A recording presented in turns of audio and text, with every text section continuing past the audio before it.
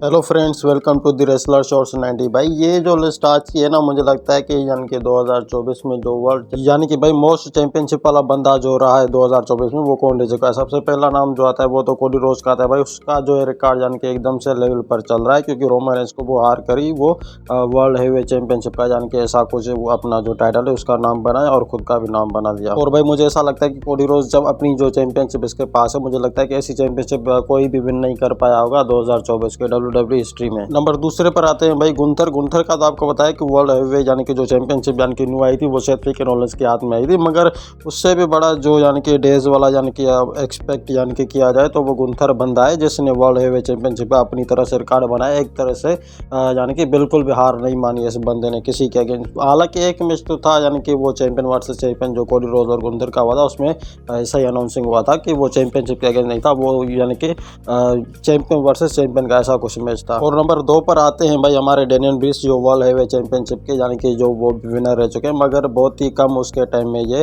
Championship थी। तो जब इसके पास चैंपियन थी तो इसके अगेंस्ट वो गुंथर बंदा आया था, गुंथर इसको हरा के यानी कि डेनियल ब्रिस को इसकी जो चैंपियनशिप है वो अपने हाथों ही हड़प कर ले ली। और अब बात करते हैं भाई एक मैन हिल कैरेक्टर गुंडे के बारे में। हाँ भाई, ये ड्रू मैकिंटायर गुंडा यानी कि अब तक का जो, हालांकि इसके पास कोई चैंपियनशिप है तो नहीं, मगर इस बंदे ने अपना ऐसा नाम कर लिया है सबके अगेंस्ट कि सबके मन में जो है डर बिठा लिया है। ऐसा समझ लो भाई, ये बंदा भी जो है चैंपियनशिप से किसी से भी कम नहीं है, क्योंकि इसका जो अभी तक ये दहशत चल रही है WWE, तो वो चैंपियनशिप के अगेंस्ट ही चल रही है और वो रोमन रेंस से भिड़ने जा रहा है हाल ही में। तो मुझे नहीं लगता है कि भाई इसके कौन से रिकॉर्ड यानी कि अब साफ बताए भी जाएंगे या नहीं, तो इसको यहाँ पे रहने देते हैं। अब बात करते हैं भाई वुमेन चैंपियनशिप के बारे में, यानी कि कौन कितने साल यानी कि 24 जो 2024 है उसके अगेंस्ट कितने यानी कि डेज की जो है चैंपियनशिप रह चुका है। तो सबसे पहला नाम आता है लिव मॉर्गन का, जहाँ पे लिव मॉर्गन का ये अनाउंसिंग हुआ था कि यानी कि रिया रिप्ली को हराने के बाद ही वो भाई इतने दिनों तक जो है चैंपियनशिप के अगेंस्ट रही थी और उसने डट के मुकाबला किया था सभी वुमेन चैंपियनशिप की गर्ल्स अगेंस्ट। और भाई नंबर 2 पर आते हैं हमारी रिया रिप्ली, जो लिव मॉर्गन को हरा कर वो चैंपियनशिप जीत पाती है। और उसके अगेंस्ट यानी कि